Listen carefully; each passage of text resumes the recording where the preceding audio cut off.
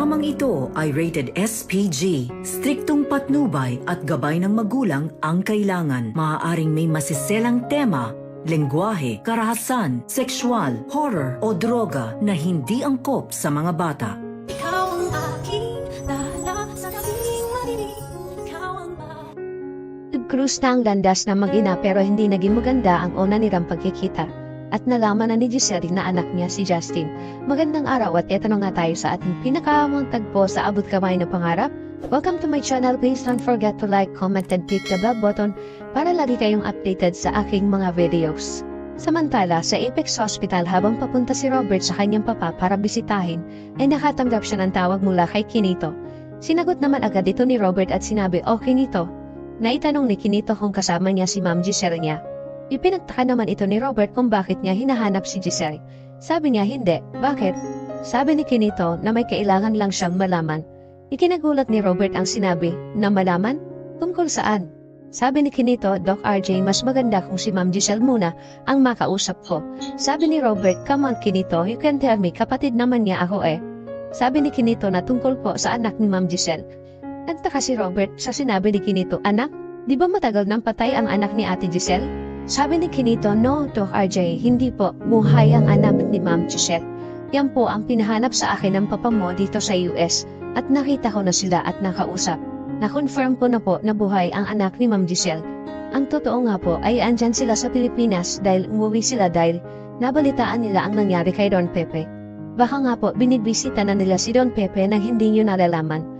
Matagal ko na po silang hinahanap, kaya po kailangan malaman ni Ma'am Giselle na buhay ang anak niya at baka makita niya na ito pero hindi sila magkakilala.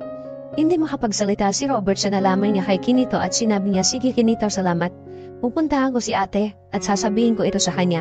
Agad na ibinaba ni Robert ang tawag ni Kinito at dali-dali niyang hinanap si Giselle. Samantala, nagkaharap na ang mag-inang Giselle at Justin pero hindi ito naging maganda dahil nag-away sila at nagkasakitan sila. Galit na galit si Giselle kay Justin nang sampanin siya nito at halos matumba si Giselle kaya binalikan niya si Justin at sinabi nang walang hiya ka, ang kapal ng mukha mo na sampalin ako sa sarili kong hospital. At tinanong nito ni Giselle kung sino ka bang talaga. Akala mo papayag ako na bastusin mo ako dito? Kaya hinatak niya si Justin at kinaladkad ni Giselle at sinabihan niya na lumayas ka dito sa hospital ko.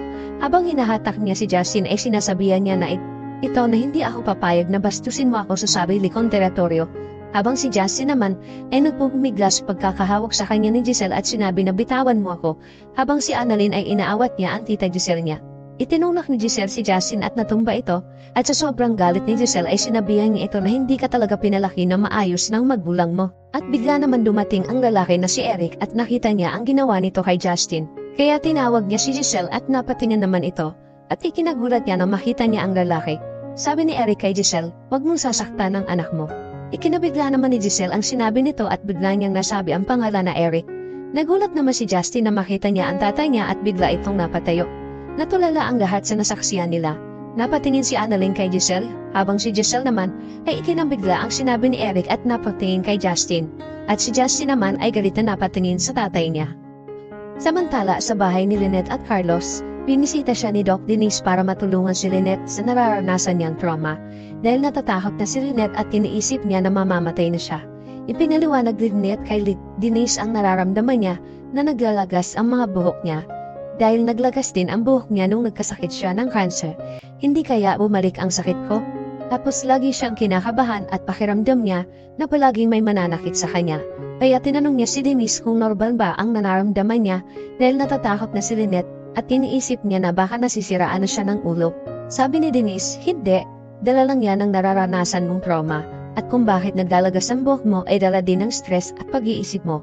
Siguro kulang ka din sa tulog dahil pakiramdam mo ay lagi kang nakatakot. Pero kailangan natin magsagawa sa iyo ng laboratory test para malaman natin kung bumalik ang sakit mo. Ipahinga mo muna yan at huwag ka na muna mag-isip ng kung ano-ano. Bakit hindi kayo magbakasyon ni Carlos para malibang ka at hindi mo maisip ang mga nangyari sa iyo? Umayag naman si Lynette sa gustong mangyari ng this at sasabihin niya ito kay Carlos. Kaya nagpasalamat naman si Lynette kay Denise kahit papano ay gumaan ang pakiramdam niya. Samantala, hindi pa din makapaniwala si Giselle sa sinabi ni Eric na anak niya si Justin. At tiningnan niya si Justin. Gusto sanang dapitan ni Giselle si Justin pero tumakbo ito papalayo. At umalis. Ayaw niyang kausapin si Giselle. Sabi ni Giselle kay Eric, paano nangyari na buhay ang anak ko? Ang alam ko ay patay na siya. Sabi naman ni Eric kay Giselle na mahabang kwento ang nangyari. Sasabihin ko sa iyo ang lahat pero kakausapin ko muna si Justin. Kaya umalis na si Eric at hinabol niya ito. Habang ang lahat ng tao na nakasaksi sa mga nangyari ay gulat na gulat din kaya nilapitan ni Annalyn ang tita Giselle niya at tinanong kung okay lang siya. Napayahap na lang si Giselle kay Annalyn at maya-maya ay dumating si Robert at tinanong kung anong nangyari dito. Sabi ni Annalyn, tayo nagkagulo dito kanina at yung babae na kilala ni Lolo Pepe ay anak ni Tita Giselle. Buhay ang anak ni Tita Giselle at nagkaharap na sila. Ikinagulat naman ito ni Robert. Sabi ni Robert kay Giselle, ate, tumawag sa akin si Kinito at sinabi niya na buhay nga ang anak mo. At mas lalong ikinagulat ito ni Giselle dahil bakit alam din Kinito ang tungkol sa anak niya. At biglang napaisip si Giselle na hindi kaya ito ang sinasabi ng papa niya sa panaginip niya na makakasama mo na siya.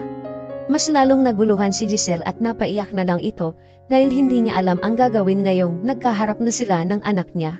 Samantala, naabutan naman ni Eric si Justin na papalabas na ng hospital at pinigilan niya ito. Sabi ni Eric kay Justin, "But now Giselle knows who you are. Ano ang gagawin mo?" Sabi ni Justin, "Nawala, dahil matagal ko na siyang pinatay sa isip ko. At hindi ko siya mapapatawad sa ginawa niya sa akin na ipinangmagay niya ako sa iba."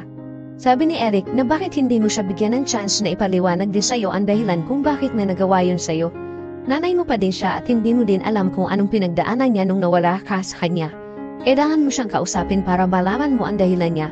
Pag-isipan mo ang sinasabi ko sa'yo at hindi kita pipilitin kung ano ang desisyon mo. Pero nagmatigas si Justin at sinabi na hindi ko siya mapapatawad at bigla itong umalis na umiiyak.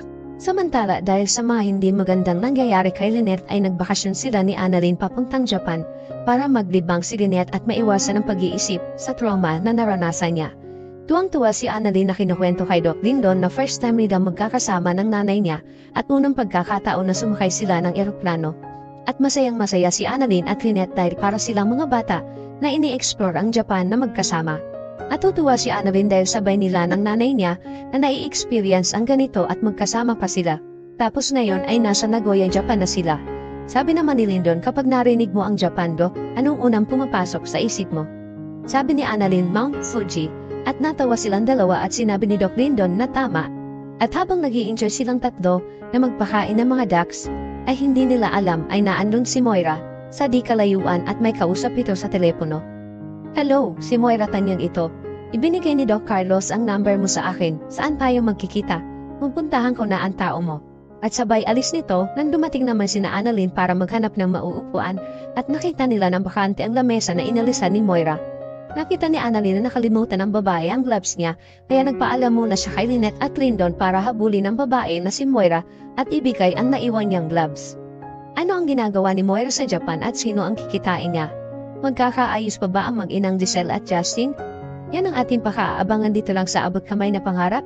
Pambibitiw at huwag kalimutan mag-subscribe. Maraming salamat po and God bless.